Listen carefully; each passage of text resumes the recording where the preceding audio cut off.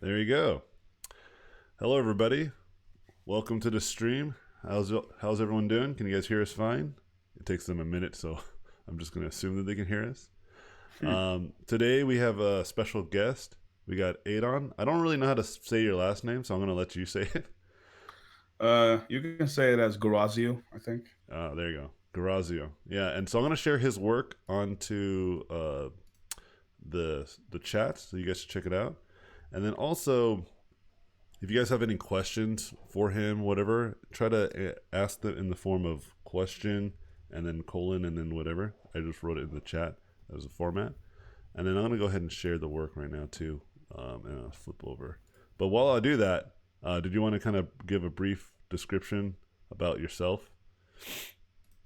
Yeah, sure. So I've been working in design for over 5 years now in many different industries. Been doing film, games, entertainment, also consumer products and industrial things with medical and military applications and that kind of stuff. So I've been very fortunate to work on multiple things. And yeah, I live in the Netherlands and I have my own place where I design things and just do my thing, man. So Yeah. yeah. I'm planning on going to visit you sometime. It's going to be good. It's going to Yeah, be that would good. be cool, man. Show you Yeah. around. Yeah, I thought it would be like a hard thing, but then I looked at the prices for the flights. It's actually not that expensive, and I was like, "What? I'm gonna go hang out with this dude." Yeah, I Make it first met happen. you at Croatia for Yeah. IFCC. And how old That's were you when you were at that event? I remember you being dude, I super. think back then I was like 18 or 19, like very young. Yeah, I So remember. Oh, go ahead. it's Sorry. quite some time ago, dude. Yeah. Yeah. Wait, how old are you now? Right now I'm 23. You know, it's funny. I started Huh. my career when I was 23. And when I mean started, I mean like I started to try to get a career. I actually All probably right. had my first job when I was 25 or 26. So Yeah, I mean, you have a yeah, I'm huge often head start. regarded still as a industry baby. I'm always the youngest around. Yeah, but So that's kind of crazy. you talked about some cool stuff when we were hanging out. I'm gonna draw a robot in the spirit of Cool. your work. Um, Yeah, so I remember when we were at the event, and you were talking about stuff, and then you're like, "Oh yeah, I'm 19," and I was just like, "What the?" I was, I was like, "What in the world?" Yeah. But I want you to kind of talk about like the stuff you did when you were really young, because a lot of times Mm. people will hear, "Oh man, he's like only 19 or he's only 23," and Hmm. think that like you just got lucky and just got really like awesome talent. But you were Hmm. talking about stuff when you were doing like when you were 12, like 16, whatever. And I was just like, oh, okay. So this kid he was just focused. He just knew what he wanted to do, like early, Mm. early. So if you can Hmm. talk about that, that'd be cool. Yeah, so the journey is kind of interesting. So basically, when I was young, I was always like this creative kid. I would draw in my books at school, like not really pay attention. And my dad also was a pretty good painter, and he had like art books around, and he would encourage me to read them, and he would teach me water paint and watercolor and oils and that kind of stuff. And um, however, I did do mostly drawing and stuff, and also doing crafting with my hands and household stuff. And I remember when I was young, my dad would take me to Spider-Man in the summer to the cinema, and I just loved those movies, and I loved the behind the scenes, and I was looking at Lord of the Rings, and I was completely blown away. And when I was looking at the behind the scenes, I would see people drawing and make crafting things, and I was so inspired by that. And that is when I knew, like, oh my god, I need to do this. Cool, And man. I mean, I think I was 8 years old when I saw Spider-Man, and I was so blown away by that movie. And all of a sudden, what I was doing was I was, r- destroying my red T-shirt and like cutting out two side profiles of my head, and then I would stitch Cool. them together, and then I would use like um, uh, sunshade glasses for the lenses, but I wouldn't be able to cut them in that triangle shape. So I was like completely bummed. And I would use a big black marker to do the webbing. And I was like crafting stuff all the time. And that has always been in me, I guess. And then I went to high school and I didn't really pay attention much. And I was doing other things.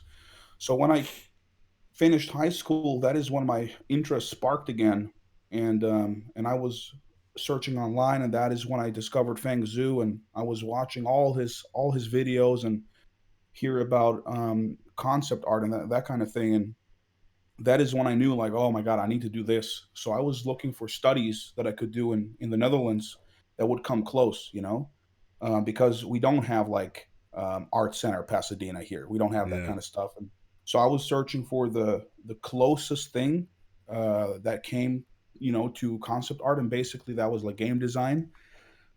So I did that for like a year, but it was more focused on mobile apps and small low poly games, and like a bunch of shit that I didn't want to do. So I quit school, and then I rented a little room at my best friend's place, and I was fucking working day and night. I quit my I didn't play any sports anymore. I got like fat, and I lost my girlfriend, and that was all crazy. So I mean, I went through quite some sacrifices, to Uh-huh. prepare my portfolio, and I was building day and night. And I think the whole process on Facebook, because I was posting like every day, Yeah. modeling things, learning Keyshot, Maya, Hmm. and eventually in 2014 in December, I got hit up by Foundry 42 for Star Citizen, and uh, Yes, and that's then right. I started designing like weapons for them, and that was for 8 months, and it kind of started there, like 2015 January. So it's been a crazy ride. Yeah. And see, that's what I love, man. I love hearing that kind of stuff because, you know, as you know, I'm like an educator. I teach online quite a bit, and I teach a lot of people. And a lot of times, people get caught up with this idea of like, like that there's some sort of special trick, Yeah. like there's some, and a lot of my students they come in and they're like, hey, can you just tell me what to do or what's the perfect thing to do? And I'm like, you just got to constantly be doing stuff, it's not a Hmm. matter of like doing this one thing and then you're gonna all of a sudden get everything you need. It is a matter of sacrifice in some levels, like you're saying, right? For Yeah. instance, like if you go out often or you play video games often or whatever, it's not to say that you can never do these things, but if that's like the majority of your time is spent on leisure activity, and then you're Hmm. surprised that you don't really accelerate in your career, it shouldn't be a surprise, right? You're spending that time elsewhere. I actually think that it's important for people to have a good balance and to really focus in on what they think is important in life and spend most of Hmm. their time on those things, right? In fact, before we were in the stream, we were talking about how I think one of our idols and one of our good friends, Vitaly Bulgarov, like he's one of those people that's like a high functioning, like working individual, and one of the things that he was asked at like a talk was like about like how does he balance like work and life, and Right. he said, well, I don't really have to worry about it because I only have like a wife, you know and my wife helps me like make things, and we work Hmm. together, and so I'm like all about like my art, and so that's why he's like such a high level, and Yeah. Yeah. then when Yeah, one people thing I do wanna say, though, is that, go ahead. it's not really fair because Vitaly's not from Earth. So, Oh, that's right, he's an alien, I forgot. he's an alien. He's actually in a No, robot, yeah. but all jokes aside, like, he's such a cool dude, and he's working so hard, dude, like, on his game, and, Absolutely. he's such a kind person, like, first of all, he backs everything up with quality, like, in the work that he does, and then next to it, he's such a humble and sweet guy, so I really love, Vitaly. He's such a, I think cool inspiration. I Yeah. think that's great, and he's one of my favorite people for sure. Mhm. And very much everything that you said is very much true. And so, I always like to try to kind of make sure people understand that the amount of time that you put into your efforts is going to pay in dividends. You know what I mean? Like Yeah. if you don't spend time in your craft, then you're not going to improve, right? And it's not to say that someone like you and I, like we, especially when I first started, I was spending like a lot of time trying to get really good at this painting stuff, Mhm. especially because unlike you, like I didn't really kind of have like a like art background, and I knew Mhm. people like you existed, and so I was just like, all right, I gotta like grind super hard, and Right. and it helped, especially in the very beginning. But obviously, it's like you said, you in your circumstance, what happened, right? You like lost your girlfriend, you started to not pay attention to your health. At some level, you gotta like, okay, like my health is important to me, and it's actually Yeah. going to help me make better artwork, right? If I'm healthy, I have a clear mind, I'm not like filling my body with junk. That's gonna actually help me. It's not going to hold me back, right?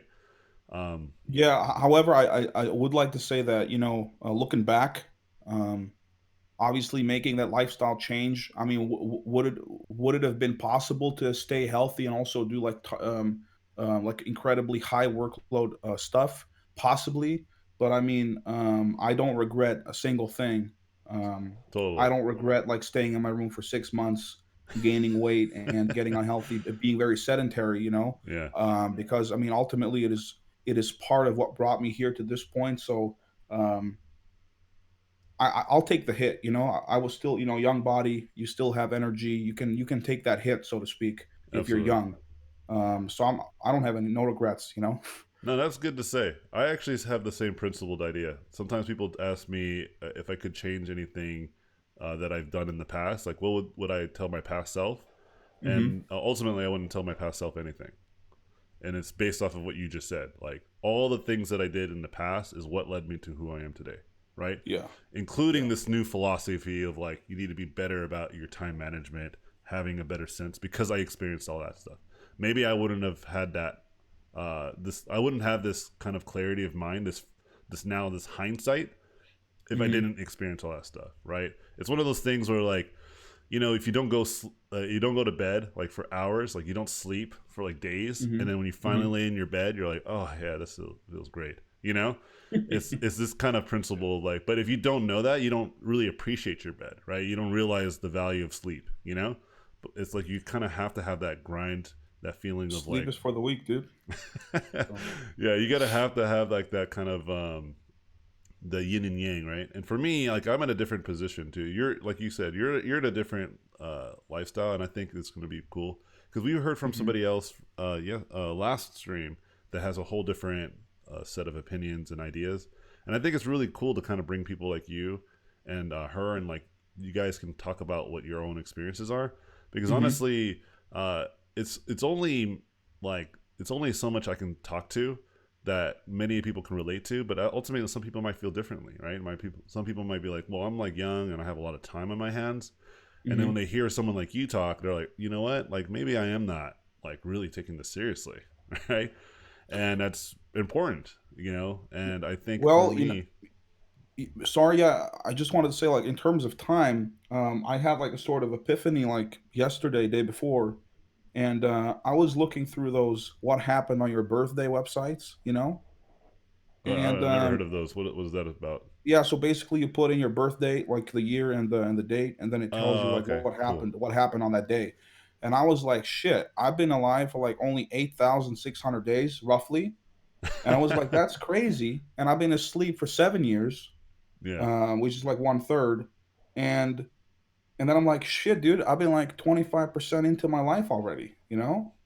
I yeah, wanna do so much more. I mean, it really puts it into perspective, like, the short time we have on this planet, and I wanna make, like, the fullest use of it as possible. And I know that, saying that, it all sounds so like, "Oh my god, he's gonna be so productive," and everyone knows that, people slack, people need to catch up on rest and all that stuff, and that's definitely important, but damn, I really want so much more? yeah. I will say What about that's you? yeah. I will say that sleep is an incredibly powerful tool. Yeah. It's been treated as if it's not, but it Uh-huh. really is. Even like the late Kobe Bryant talked about this. He Yeah. talked about how he used to not sleep. He's like 3 hours of sleep a night because he had the same philosophy of like, I just gotta grind, dude.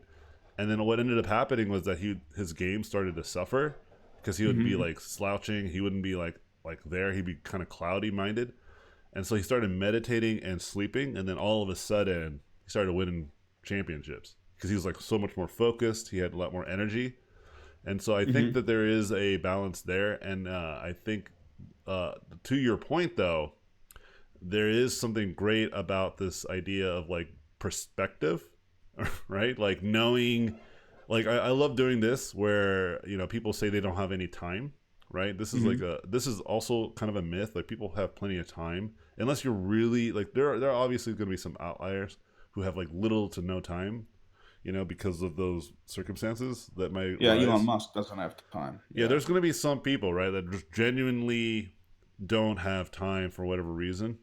Hmm. But like most people, the general, you know, the general audience, most people that actually say they don't have time usually do have time.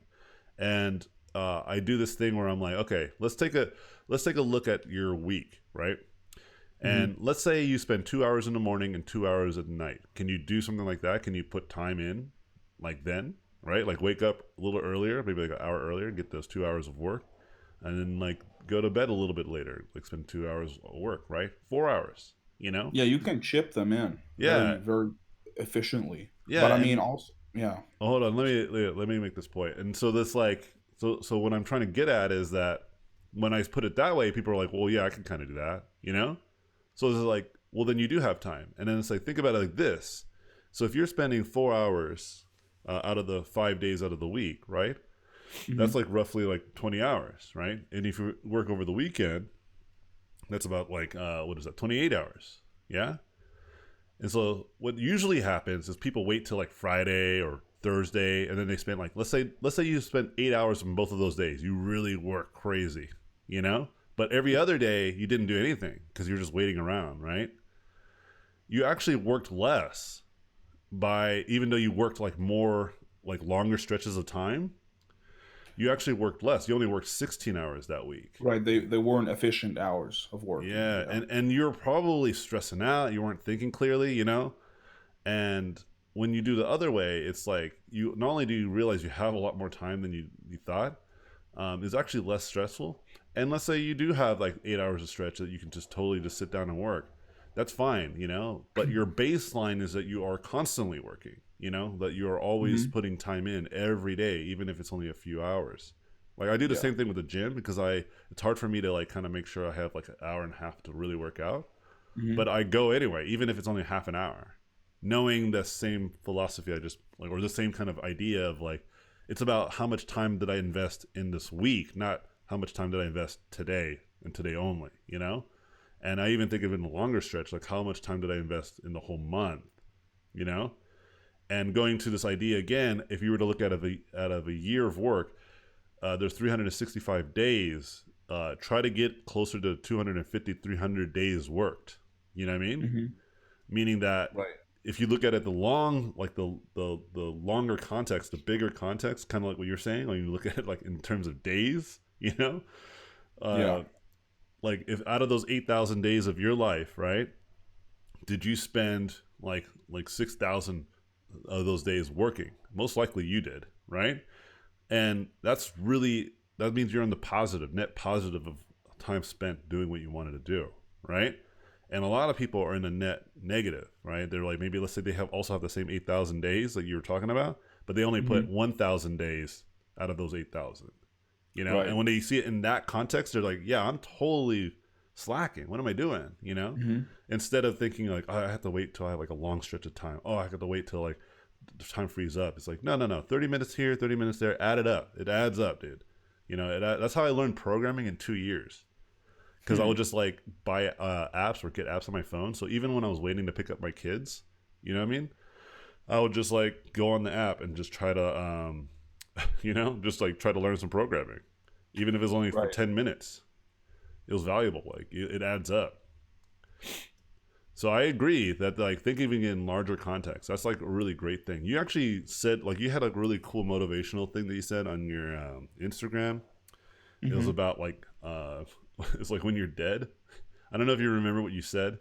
Yeah. Was that the AMA where I responded in person in like a video? Yeah, I want you to say, I don't want to regurgitate. If you remember what it was, like you Yeah, were talking someone about. said, what to do if I struggle with being motivated and stuff and starting work, and I was like, well, remember that soon you'll be dead and you'll have billions of years to do nothing afterwards. So I mean, do it now, dude. You know.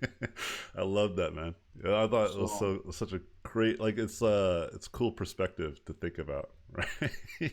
but it's true, man. And I Yeah. mean, also to come back to the point is, I think it really depends on a lot of different factors, because First of all, it like the first years of your life, you're not like useful. You're only a burden. You know, you need to be taken care of and all that stuff. So I mean, you can only start like productively counting. Like I think after like 18 or 20, so like when someone can really do work.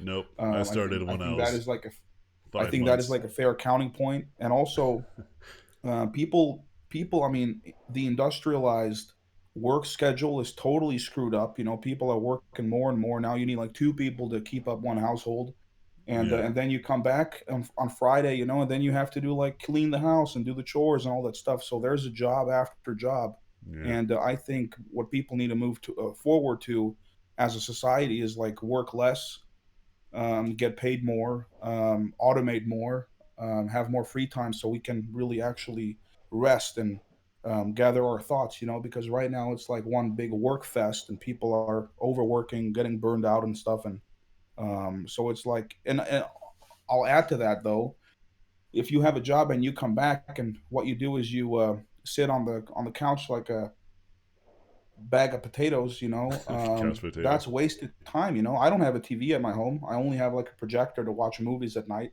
when I have like some actual free time that I deserved. Otherwise, I don't watch TV and stuff. So it's really in people's priorities. But I mean, you're gonna get those anyway. People will work or not, and you cannot change anything about it. So. Yeah, I think that's a great thing. Like I don't watch TV.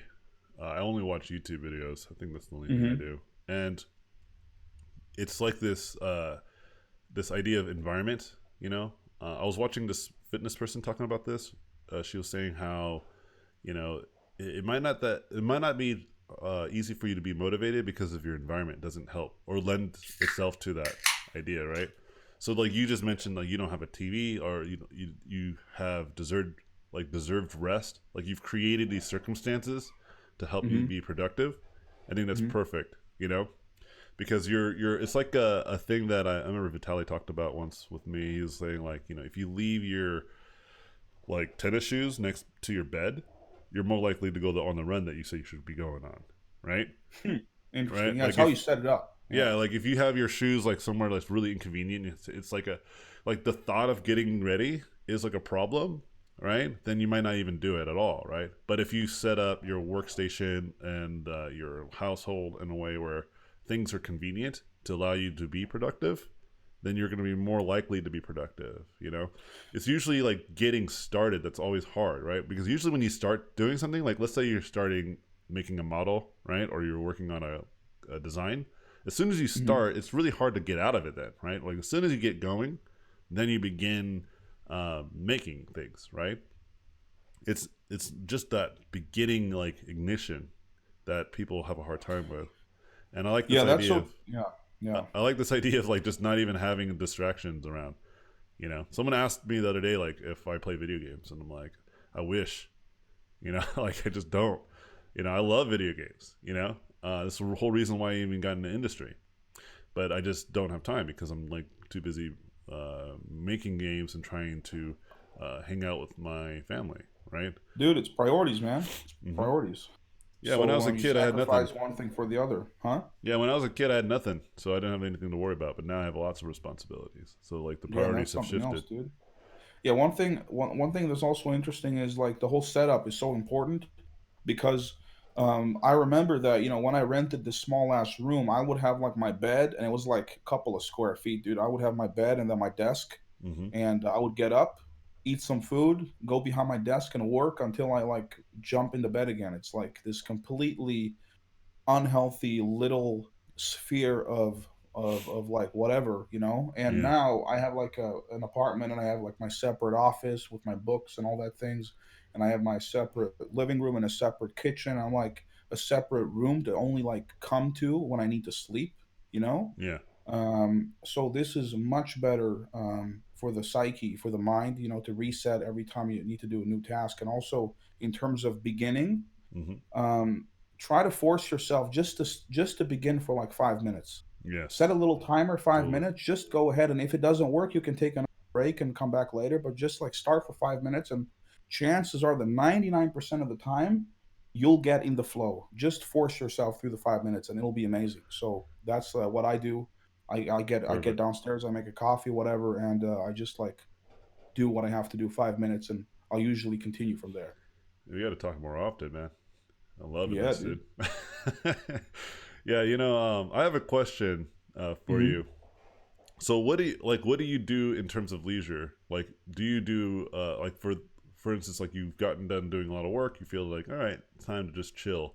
You mentioned watching movies, but you also like go work out. But I think that's mostly just to kind of maintain a good health, right? But what do you Um, do like in terms of just like you know what I'm gonna just do this because it's fun, or I just want to kind of have this time. We're just hanging out. yeah, that's a really good question, dude. I would say that right now my kind of day to day schedule is, but it's also so different because sometimes like if I really on a project, I can be behind the computer for like 18 hours, really grind until it's done, until I'm happy because I'm in Uh the huh. flow. I don't want to break it. So I'll do that, and then I'll go to bed, and then let's say I finished a project, I'll just unload for a minute, man. I know the next couple of days I'll just be like chilling on the couch, be with my friends, Mm, and I mean I go to the trying to go to the gym like 6 times a week, and every time I'm finished, I take like this sauna and like ice bath. So I mean, it's really helpful to just like steam off a little bit and yeah. come to my senses. And I enjoy going to the cinemas with my buddies. And um, yeah, I wouldn't say it's crazy. I mean, I have a PS4, but I haven't touched it in like 6 months. Yeah. So even though I love the Call of Duty that came out and I played it and it was pretty good, and then I felt like, yeah, no desire anymore to touch it. I feel like I can do more valuable things with my time, and that is what kind of Yeah. steers my directions. Like I would like to make my decisions as much as possible in the sense of what is the long term benefit of this decision. If it is Hmm. beneficial in the longer term, I'll do it. If it's only like 5 minute leisure PS4 time, I'm not gonna do it probably. So Yeah. that's kind of how I do it. Yeah. The thing that interests me is that I think one of the things that you and I might agree to is that the stuff that we do, like the professional stuff that we do, is also just it's very enjoyable. It's very satisfying. So I think sometimes leisure is just more of like a balance, right? Like it's like Yeah, you said, it's kind of like an opportunity to kind of just reset a little bit because being in yeah. too much in a grind mode can also be detrimental. At least in my experience, it has been. You know, Mhm. but if you're just kind of like okay, chilling with some buddies and you're just like kind of have some perspective, it's nice. I have a lot of friends. They're all working professionals. They're all really great and amazing artists. And we all had like a poker night last night, and Oh yeah, I saw that. Was it fun? it was so fun, man. Did you lose? Yeah, I lost. But it Nah. was great, and one of the people there is one of the great like character modelers at Naughty Dog, right? Cool. It's Frank Zhang, and we Oh, all went cool. to school together. And we're all good buddies. And one of my friends messaged me on Instagram, was like, "Dude, that's Frank Zhang," like because he's like legendary. He's like a really amazing character modeler, right? Right. Like he, Yeah. I don't know sure if you know Uncharted, but like he basically modeled the new Drake, the one that looks like hyper realistic, you know? Oh, that's a cool responsibility. Yeah, and he now is doing all that stuff for Left 4 Dead, like or sorry, not Left 4 Dead, Last of Us. So you look at the new Last of Us, you know how all those characters just look crazy, super realistic. Like Frank Yeah. has his hands in that. So anyway, so he was there. We were all playing. We're all having a good time. And but he's like it was so hard for us to just all get together at one time. It was like really Lo- hard. You know, right. and but it was worth it. We were all just like, oh man, it's so Logistically. nice to Right. just remember that we're humans. And it's just cool to hang out with other humans for a second. And it goes back to the idea, that analogy of like not sleeping and then having a bed to sleep in, and just realizing the value of that. And it's the same like hanging out with old buddies, just talking and having tons of fun. And so for me, that's not an everyday thing. That's like maybe once or twice a month thing, Mm-hmm. and I think has a lot of value, right? And For even sure. Frank, like because they're grinding right now, they're in crunch, and so he was like literally, I think he took a break to go hang out with us, and then he went back to work. and that was on a Sunday, you know. But he understood the value of just like getting out and like, okay, I need to like reset and hang out with my buds and just kind of catch up and see what everyone's doing, you It's know. important, dude, to unplug for a minute, you know? Yeah, and so I think it's important to kind of remind people that it's okay to kind of have time where you can chill. And if you're really Yeah. like, I've gotten really good at maximizing my leisure and Hmm. having more like being productive. I've been using Google Calendars a lot, Yeah. and I just use it like religiously. I schedule everything, even that poker night was scheduled. You know, I'm terrible at that, dude. you should do it, man. I think you would love it. Like once you get I'm it, so terrible at like keeping everything in a schedule. I'm so terrible, man. Like I have my iPhone and I have my calendar, so I'll try to make like reminders and stuff, and I'll get like a notification like, oh, I just uh-huh. got a meeting, you know. Hmm. But I mean, like, I don't know, dude. Like, it just looks so autistic to me to like follow everything on a minute, and I wish I could do it because I think I would be able to yield much a You better should efficiency. you should do it. But You should try it. oh, Like you should think of it this way. it's Don't not think for of me, it dude. like it's religious. Like you have to do Oh, I everything know. to minute. What you should do instead is think of it like you just check in the morning what your schedule's like, right? And you can move things around. It's really that I simple, know. I you mean, know. yeah, I know how it works, but dude, like, um, but like actually following through, I'm really like, do I feel like it right now, person or not? I Hey, see. let me know in the chat, guys. Are you like a calendar person or like a or like spontaneous? Let me know. Yeah. Well, I think most people are spontaneous, right? In fact, most Yeah. artists. And I actually think that's the problem. Like, it's when I was the other way, because I was very much like you, right? I was just Uh-huh. kind of like, whatever, dude. But it just came to, it just came to a Yeah. point where I was like, man, like, I need to really take this seriously because I'm like letting things slip by, you know? And sure enough, I was like, okay, just gonna go like schedule this because like even just hanging out with my family would be like I couldn't do it because I didn't schedule properly.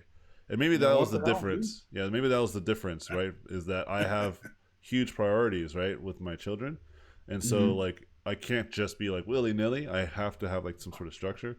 But once I I bet, started dude. doing it, right? I realized like no, this is like incredibly powerful, you know? And I schedule everything and all things I can possibly schedule, you know, because it just lets me. So, for instance, this morning, you know, I knew we had our stream, right? So Yeah. I was like, all Me right, too.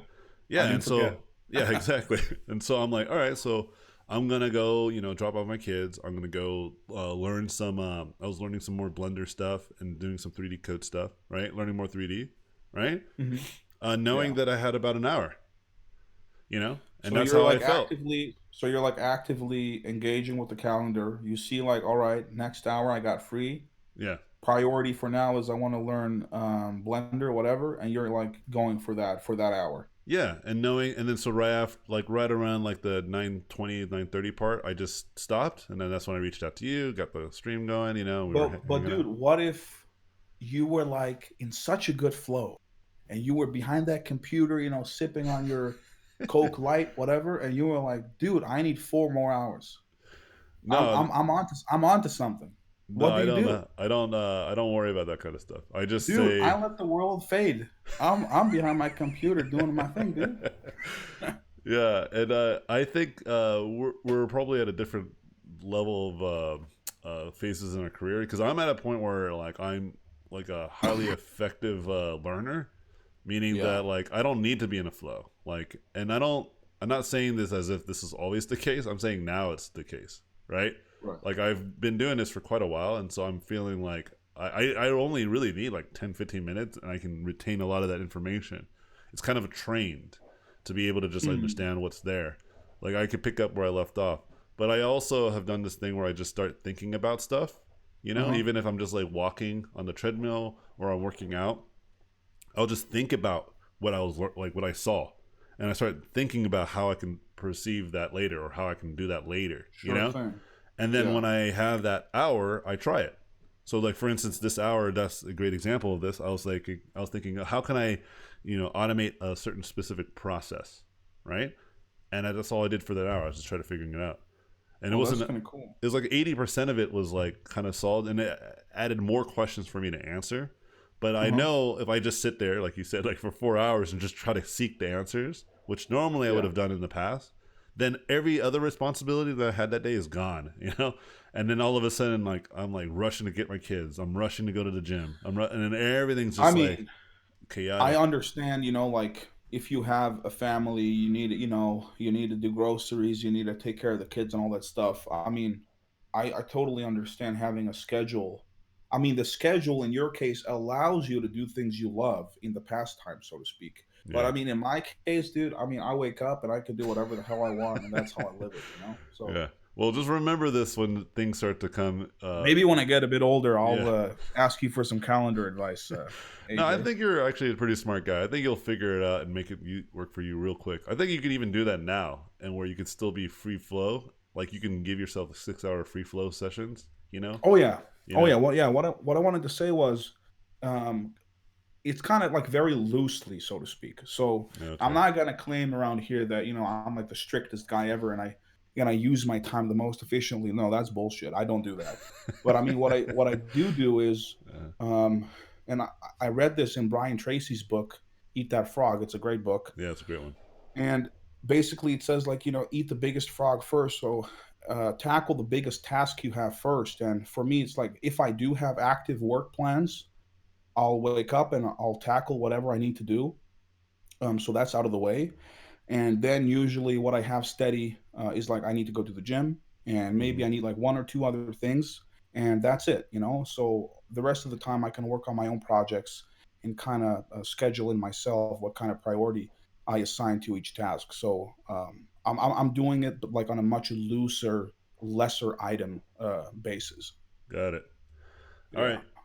I think that's great. I think we should start taking questions so we can get out of here on time. Um, Yeah. Do we have some good questions? I'm sure we do. Mike, were you monitoring the questions? I'm assuming you Yeah. were. Great. hmm My computer crashed, but I still got Okay, them. great. Thank you. Okay, so we only have three, and then a lot of comments. Okay, we I can didn't like, write down the comments. yeah, we can comment on some of the better comments if you want us to do that. Do Yeah, some comment well, let's get commentary. through the. We have three questions, so let's get through those, and then Hmm. guys, if you want to ask some questions before we sign off, write them in the chat now, and I'll check them. Ideally for Edon, our guest. All right, so the first question is from young boy Corey. He says, "How would you tackle hair?" Oh, so I mean, when it comes to hair, like in terms of painting and texturing hair, the way that I like to think about hair is just in masses. I think a lot of times people think of it as detail, right? Like think about every strand. But if you like block out the larger masses and then you just kind of put the detail in later, that's probably the best way. I'm gonna just kind of demonstrate this, and then we can just move on to the next question. This is probably just a visual answer here, but I'll kind of walk through it in just a second. So we can just take the next question. Okay, the next question is from Henry Lynch. It says, Oh, what's up, Henry? "When designing, do you start in 3D or work on a sketch beforehand? Also, do you kit bash more often than not?" I think that's for Adon. Yeah. Um, I hate sketching and I hate thumbnails. Like working based on thumbnails, in my opinion, realistic technical design is like the most retarded thing ever. Like, do you think Lockheed Martin is like providing thumbnail sketches of jets to the U.S. Army? No, that's retarded. So, in that context, I'm not talking about like illustrative, visual, silhouette type conditions and constraints. I'm talking about Hmm. real life design that I'm focusing on mostly. I work on a design brief that has like all the specs into it. So let's say we're working on a jet. What kind of jet is it? What kind of range does it need to have? What kind of weapon capability is it? Like stealth capable? What is like the distance range? Does it have great flanking capability? Because this will have effect on the hull and the wingspan, all that stuff. So basically, I try to tackle it as realistic as possible, and then I provide based on the brief that I've collected from the client, and I'll ask many questions as much as possible based on the spec sheet. I'll provide a design solution that checks off every spec, so it's a successful functional design. and then I present it in a nice aesthetic way, and that's how I do it. So basically, I design in my head, I think of all the solutions, and then I basically go into Moi 3D or Maya and execute the mission, so to speak. Yeah, for those of you who've taken my class, and Henry's actually one of them too, um, I always talk about that thumbnails is really just a great tool for yourself, more so for the client. And as many of my students will tell you, like I tell them, like it's all about clarity, man. And if you give somebody a really rough sketch, and it's like a Rorschach test, right? Dude, yeah, what do you see in here? Yeah, it's like your It's client is not a gonna, therapy session, you know? yeah, your client will see something that they may love, but there's no real intention there. And then it's even worse where this happens a lot with artists, where they will begin to refine their design and they themselves don't even know what they were like aiming for, right? Right. And when you have both of those things happening at the same time, it's a real problem, right? And so Yeah. I tell people you should definitely start with thumbnails as a great way to try to like even begin a drawing, especially when you're Uh-huh. starting out. It's really hard to kind of just draw amazing paintings. But the No, I dream, get that. yeah, I but the get that. dream is to kind of get to what you're saying, right? Where when you show something to your client, it should be 100% clear what the goal is, like what the objective is. Because even I'm sure, like what you submit to your clients will be relatively like 80 to 90% clear, but there's still room for changes. But they're not going to be guessing if there's a rivet there or if there's like a wing. They know what they're looking at, right? There's no guessing.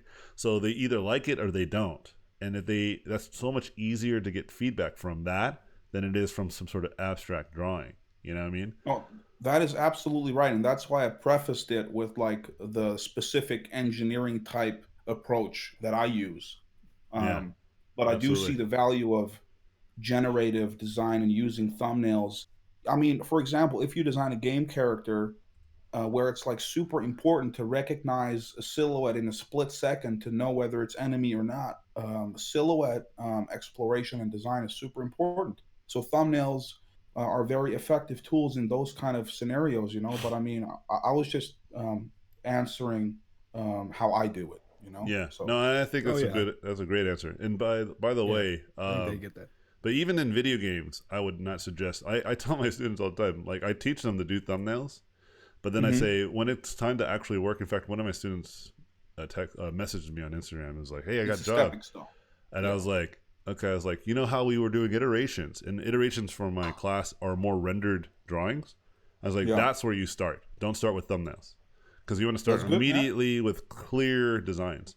You know, like I did this like kind of robot, right? Like this is not hard to decipher what you are seeing, right? Like a client will look at this and be able to say they like it or they don't. You know, they like parts of it or they don't.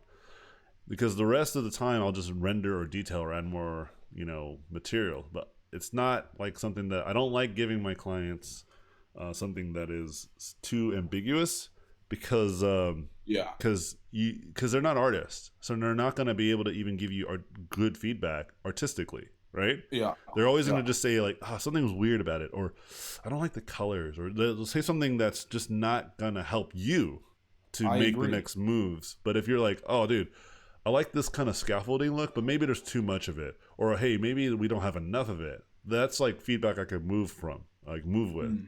And Yeah. I think you're right, and I think it's important for some of our more intermediate and maybe like our more amateur artists to understand thumbnails are a great technique to kind of give you and build you confidence towards a more refined drawing eventually. But For sure. ultimately, professionally, Adam's right. You want to show somebody clear and precise designs based off of what was asked of you. So I think that's great. Yeah, it's on a case by case basis. Yeah. What was the other question? Oh yeah, before you asked We got that, several more. before you ask those questions, here's the demonstration of the hair. Like, see, I block out the Oh, demo masses, time. and then I just get the what you call it, the detail. Again, I think people focus way too much on detail, then they go for like trying to fix the masses. I think it's the other way around. All right. Anyway, sorry. Go ahead. Okay. Our next question is from Marciello. They ask, Do you guys use apps or calendars on the wall to keep track of your life slash art schedule? It's rough balancing all. Trello and F Track kind of helps. Yeah, that's intense. Trello. No, I just use Google Calendars. That's it. Keep it simple. It's on my I phone. throw It's the on my dice. tablet. Yeah, he Roll just the he dice. just rolls the dice. Yeah, he has a dice, and each dice says what he's gonna do that day. He Yeah, rolls for initiative. yeah, yeah. But Okay. we don't have to get too specific. Like that. I just use Google Calendars. It's just the most convenient. I can do it on my phone. I have it on my computer. It's all interconnected. Okay, so our next question is from Benjamin Fernandez. He asks, can you talk a little bit about how contracts work in the concept industry? Oh, so I can speak a little bit to this, and I'm not sure what Adon's experiences are, so I would like to hear it. But mine is make sure there is a contract. It's really that simple. Um, if you cannot get a contract from the client, you should try to put into place some sort of agreement yourself. You know, don't think that your client should always be providing all the documentation. If they don't have it, you should make your own. And the reason why is not just to protect you, it's also to protect them. You know, and if they don't really care about that protection, then it's kind of a fishy situation, right? Because you want to make sure that the artwork that you do is like clearly theirs or it's licensed, meaning that if it's theirs, then that means you can't share it unless they give you permission, right? Or they can do whatever they want with it, right? You're just basically providing a service. It's their work. But like, if you are licensing it because maybe they, you know, can't pay you a good amount of money just to straight up buy it, then it's essentially yours, and you can share it as soon as you're done with it, right? There's no need for NDA. You're just gonna provide them, like they're gonna give you some idea of what to do, and then you're like, sure, and then you just put it in your portfolio like right after. It's yours. It's your work, right? But they're just licensing it for whatever cost. There's websites that help you build these types of contracts. Um, the ones in the States, I don't know if there's a European version or overseas version for this, but it's Rocket Lawyer. And you just go there, you just type in the kind of contract that you want, and then just do it. But I would say just ask for contracts from the client. They should, if they're a reasonable studio, they'll know what to do. And if they don't, it's all good. Then you can sort it out yourself. And if they're okay with that, then work it out. Because again, you obviously got to protect yourself. You got to get paid, and you got to see who owns the actual artwork at the end of the day. But I don't know what your experiences are, Aiden. I would like to know what you deal with. Um, I'm not a lawyer, so this is not legal advice, but I do have an opinion.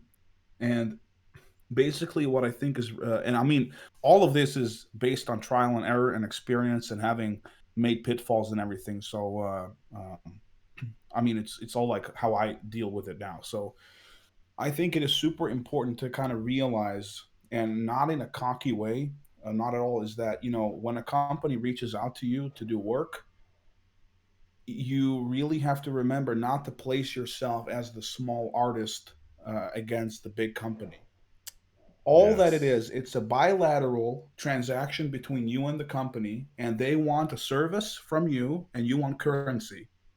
And that is everything it is. So there's no emotions involved whatsoever. Business is never emotional. If you let it become that, you're going to be more vulnerable to screw up. So if you if let's say you get a contract for like 10K, and you can easily afford like a lawyer for like $500 to, like, you tell him like, hey, I'm working on this project.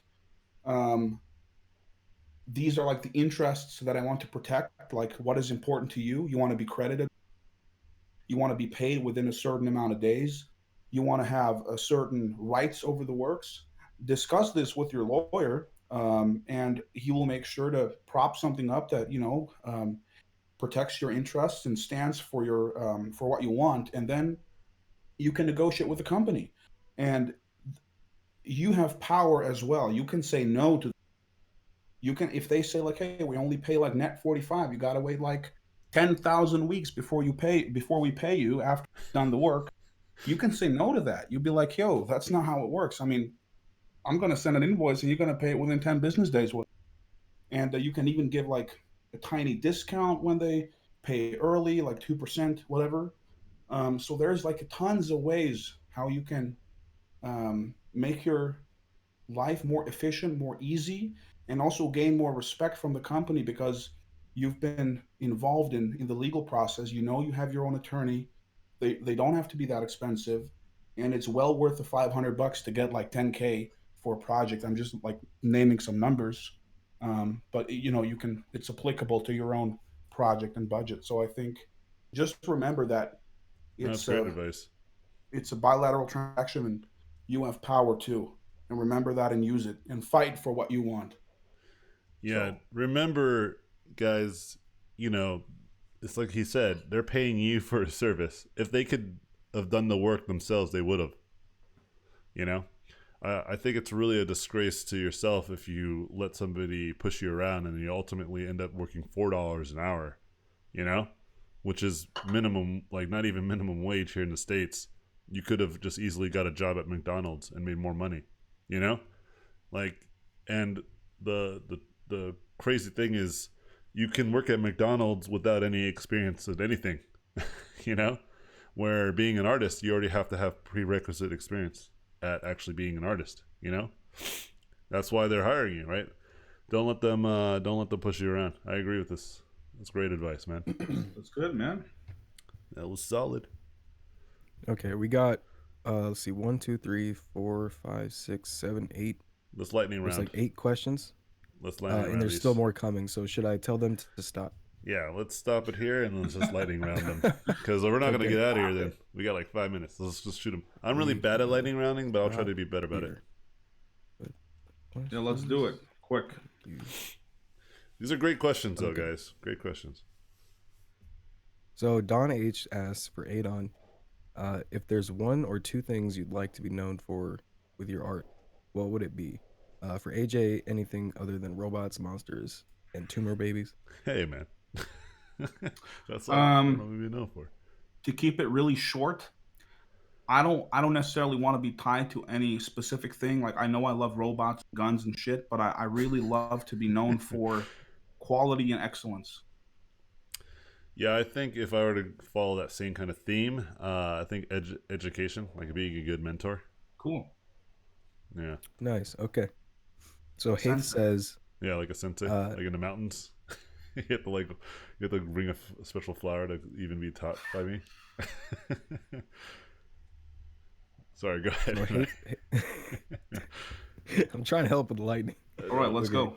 I don't know. Haith says, "Hi AJ, glad to keep seeing the stream.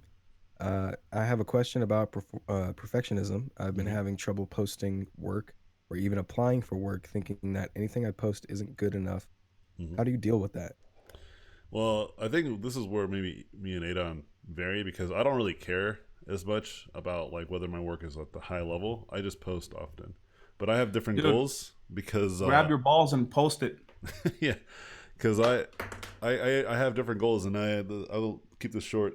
When you post often, you have more opportunities for people to see your work. When you're not posting at all, nobody's ever going to know what you're working on. You know? You need to spread like a cancer, dude. Be on the internet everywhere. Yeah, you got to post a lot. I mean, Adon has some of his earlier stuff posted when he was like still like in high school. Sounds like, right? And so, Yeah, dude. Yeah. so I mean, you just got to do it, and then eventually quality will come.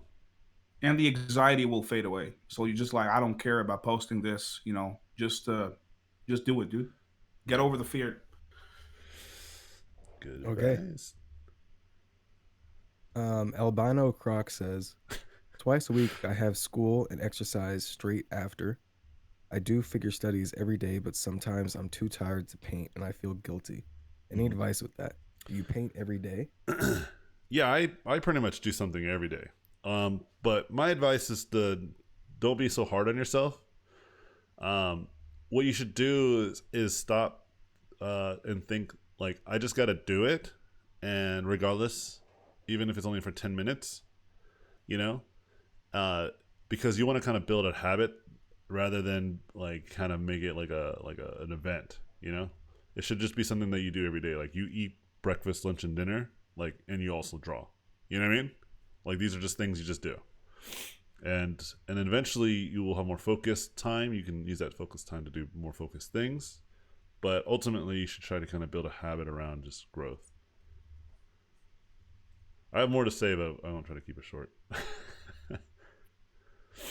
Adon, do you have any Okay. thoughts on that? About like, I have no comment. all right. Okay. Dili Mala says, how do you manage creative freedom when the job has specifics or a particular design brief? Yeah, I'll keep this short for myself. If they're paying you, then you should just do what they're suggesting, right? And obviously, if they're attacking you or saying things to you that are very personal, then you should not take that. But if they're just giving you critiques and feedback, you just got to do it. That's the job. Um, if you want to be creatively free, in my opinion, I usually do it through personal work because there's no other critic other than me. And that's a hard one. But I generally think that you shouldn't take jobs that you're not going to like anyway, right? You should take jobs that you think are going to be good. That's going to be a good partnership.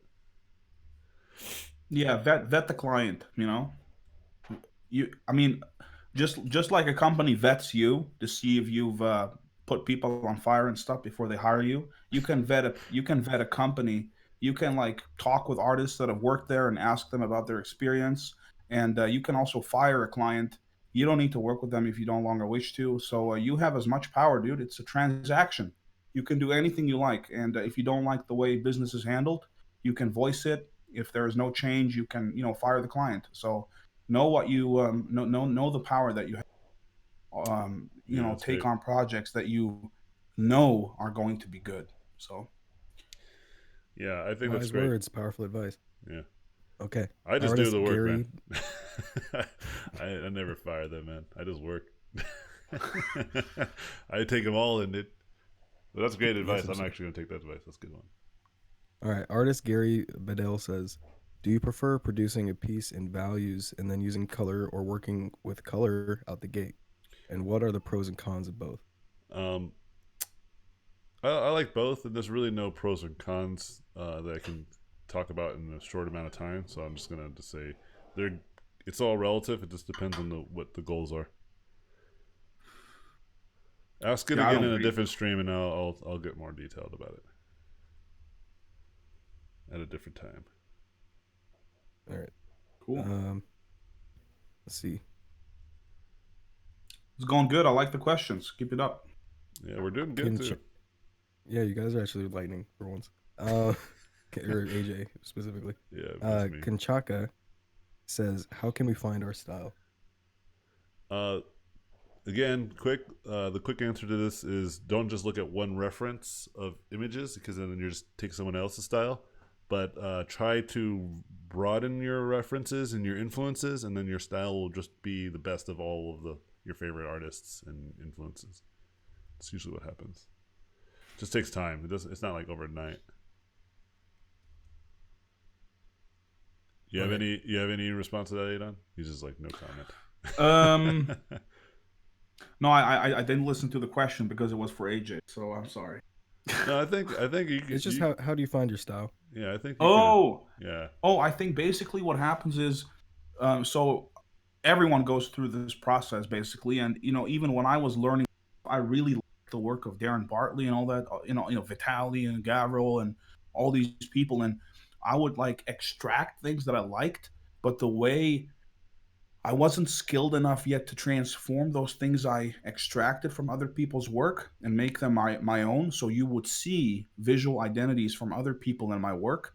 And over time, as your skill develops, you'll be able to look at a piece of work, identify what exactly you like about it, and then extract it discreetly so you can incorporate that into your own material and infuse that with your own kind of style and stuff.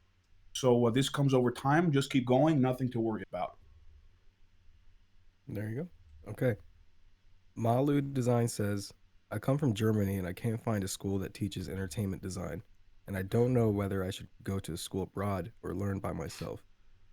I would I just think say there's a listen to earlier what Adon said actually, because he had the yeah, but same there's conundrum. there's also a comment responding, and he says like go to Focal Point. It's in Poland, so it's very close. So, Yeah. and I know Oh, there Derek you and go. Michael Kusin, they're great. So I recommend it. Well, there you go. Oh So the next shoot. question, we only have two more guys. All right, cool. Anton says, how long it take to create a polished gun? How How long does long it does it take you, AJ? take to make a polished gun? A Yeah, Polish dude. gun or a polished gun? Both. A Oh, Polish polished gun. just a gun design. If I was painting it, less than an hour. Shit, dude, you're fast. Yeah, man, just gotta get those. Gotta get that That's time some back, Speedy dude. Gonzalez speed right there, dude. Gotta get Fucking that hell. time to hang out with my fams, dude. But what about you? Mm, yeah, I'm a bit slower, man. I mean, I But feel you, so slow saying this. I need like a day, like to model like a high poly 3D gun. no, that's So fast. That's still pretty fast. yeah, Um, it's pretty fast. yeah, it's just like you have to remember. I'm painting, so I only have one view, and I am Yeah. like known for speed painting. And I have to remind my students because sometimes they'll like do like a really cool concept and like in a day, and they're like, oh Hmm. man, it took me like 8 hours, and I'm like, that's fast, man. Like you gotta you can't compare yourself to me or any other like really fast speed painters. It's like Hmm. that's not realistic, and clients aren't necessarily expecting you to do things in hours. They give you time. They definitely give you Oh, plenty of also, time. what I want to add about speed, guys, is if you are like really fast at something you do and you charge a day rate, um, so let's say a client comes to you and they say like, "Hey, we need a gun," and what's your day rate? And you say like, "Okay, my day rate is like $500," and then you design a gun in one day and you only made like $500. And even though that might seem great, I think you're punishing yourself for being fast. You should be, I mean, if the worth of the design is more than $500, you should work with a project based budget. So let's say That's exactly this right. rifle design is worth $2,000 to the company. It's none of their business how fast or how slow you are. Just tell them like, hey, I think this is worth $2,000. I can deliver it in these kind of deliverables, a 3D view, whatever, and and then you decide a time frame in which you can comfortably create this design, perfect it, make sure that you deliver something quality. So let's say you say like, hey, this is going to cost $2,000, and I can give it to you in like 10 days. So you'll have 10 days to spend however you like them, and still make extra profit and deliver a quality asset to the company. This is a good tip, I think. So No, this is a don't great shoot yourself in the foot for being fast. this is a great tip because this is a problem that I actually ran into, Hmm. and speak What's to your this. experience? I'll speak to this experience real fast, and we can take the last question. Um, so essentially, is that exactly what happened, right? Like I worked on like the Love, Death, and Robots stuff, right? Mm, And I worked on one of the creature designs, and I did it in about a week's time, right? cool. And I charge a day rate, and I don't do necessarily 8 hours day. I Mhm. just charge a day rate. But if I do it in 1 hour, then that's my day rate. If I do it in 4 hours, that's my day rate. I just think it's fair, you It know? can work both ways. Sure. Yeah, Yeah. I just do whatever I think is fair. Like I consider this a day's worth of work, quote unquote. They're not paying Hmm. for an actual hour by hour. They're paying for what I'm capable of bringing, right? And I Yeah. already kind of do that. But then what happens is that because of that speed, I tend to just finish really quickly, Yeah. right? And I anticipated that maybe I would have like 3 or 4 weeks of work, but I end up only working 3 days. And then I'm like, okay, like I was anticipating extra income, but now it's not there anymore. And it's not that it wasn't fair that I got paid. Got paid what I asked for, right? Yeah. But I realized like maybe what I should do is very much what you said and say this is going to cost you $2,000, right? For So example. Yeah. Yeah. yeah, and so then they're like, oh, okay, and then I say, and then this is exactly what, and that's exactly what I've been doing, and it's much better. It's a much better strategy. Oh, great to hear, man. Yeah, Everyone levels up, no matter the age. yeah, yeah, and Perfect. experience. But like speed, like definitely when you're fast, or when you start to get really fast, you should absolutely start charging for your experience and the product that you're going to create, not for the time that you're spending. Exactly. Yeah. Okay. Our last question is for AJ. Okay, cool. It's from More3.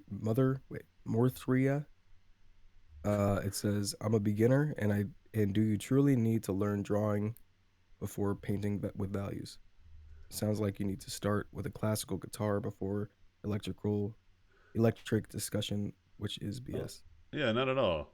Yeah, you can learn however you need to learn.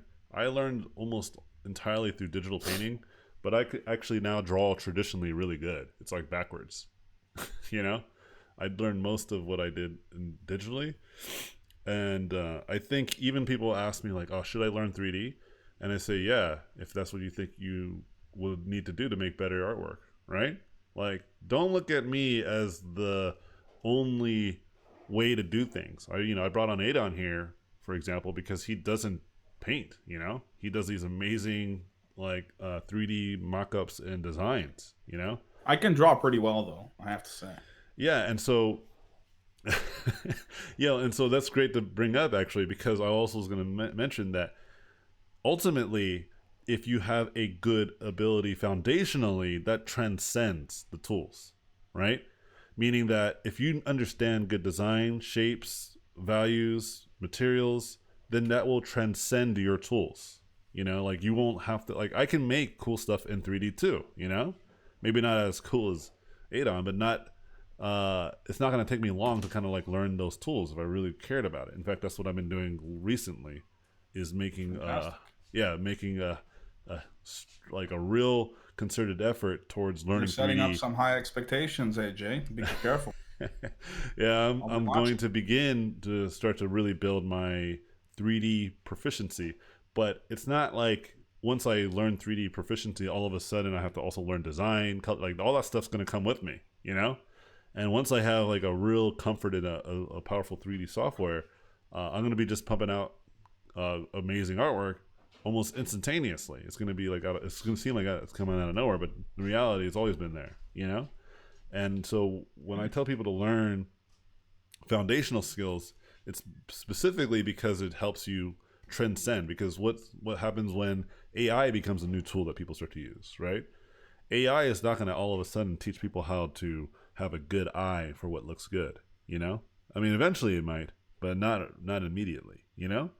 And so you need to have value outside of just the kind of tools that you use, whether it's digital, traditional, 3D, VR, using some automated systems. It doesn't really matter, man. You just got to like really just be a good artist fundamentally. Hmm. And the tools will just amplify that skill.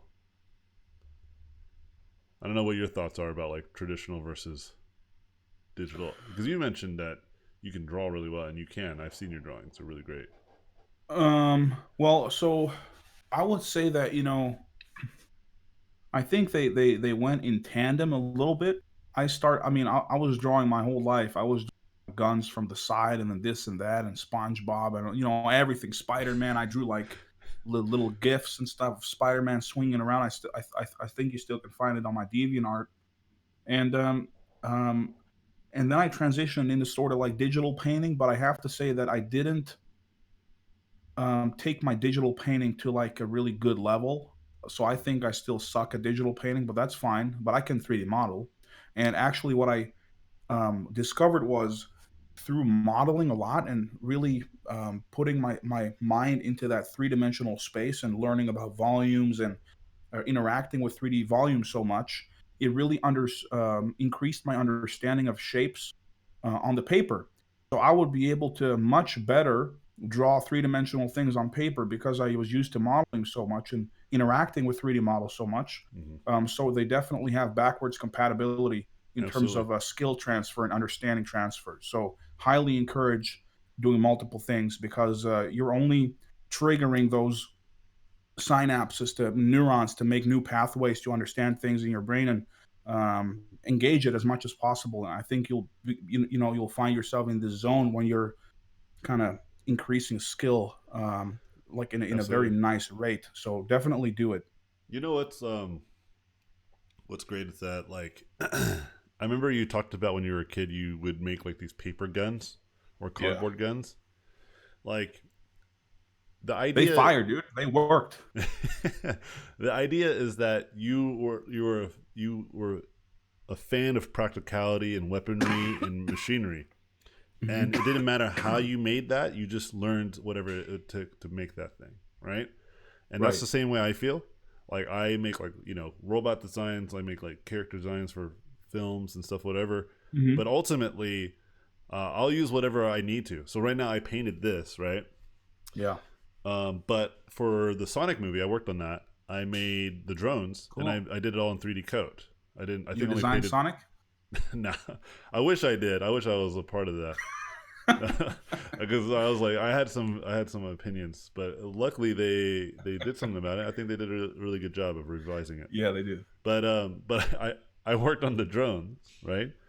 Oh, And cool. yeah, and most of the drones are similar to the original designs that I did, and so, Hmm. but that was all in 3D code, and Oh, nice. I just felt that it would be faster, and more effective, and it was. They liked it, and I think I just threw them the model, and then they just worked from that, you know. So, just a question about the movie. Like, I mean, have you seen the end result of the drones? I did. I watched the movie, yeah, with my kids. Oh, cool, cool. And if you had to say, like, if your sketch is, if like from 1 to 10, a 10 is like one copy of your, and one is like a completely different design. Like, on what scale do you think Oh, the okay. movie version is? It's like 80% of my original design. Yeah. Oh, that's actually pretty good. Nice, dude. Yeah, I think they Nice. simplified it some more, which I think is smart Uh-huh. because it's a kids movie, you know. Yeah. But mine wasn't like mine was on the fence of like an iPhone kind of design, but just like a drone, you know. But yeah, it worked Right. out. They liked it, and Good, it man. looked I'll good in still the have to movie. watch it. Anyway, we're gonna end it here, dude. I'm gonna share. Already shared your work into the chat. You guys should go check them out and give them a follow. Thanks for all the great questions. There were some really good questions, and Adon, thanks for the great answers. We should have you back on here again Yeah, sometime AJ, soon. thanks so much for the invitation. It was really cool. Thanks, Michael. And yeah, I don't care too much about ArtStation, but you can follow me on Instagram. That's Yeah. kind of cool. So Oh, you know what? yeah, I'll try to thanks a get lot your for inviting me. Instagram too. Here, let me find it Cool. real fast, Thanks. and I'll share it in the chat. I'll put it in the description. Okay. Yeah, I'll we'll be have on it in that. the description, and then I'll put it into the chat as well right now for those of you who are just chilling right now. But thanks again, guys. I appreciate y'all. Have a great day, and yeah, just keep an eye out for the link. I'm going to send it out pretty soon. Cheers, everybody. Cheers. Bye See bye. you guys.